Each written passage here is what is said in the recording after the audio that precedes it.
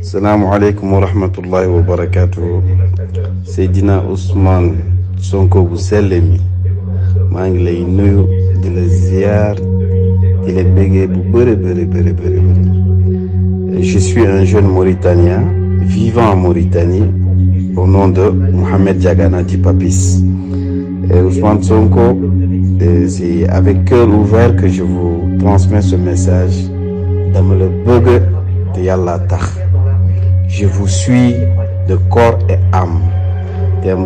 Chaque instant que je vous vois à la télé ou vos interventions et tout, je sens quelque chose de fort au fond de moi. Et je suis sûr et certain que vous êtes une référence pour la jeunesse africaine. maa ngi lay ñaanal gudd fan wér gi yaram yàlla na yàlla taxaw ak foo munti nag may la gudd fan bu baax a baax. Je sais que c'est une surprise.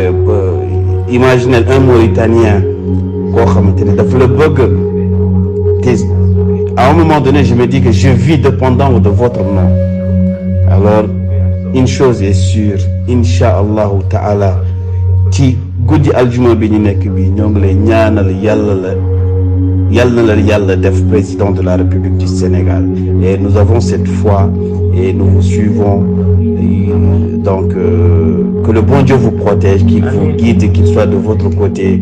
Et que les ennemis maigrissent, Inch'Allah.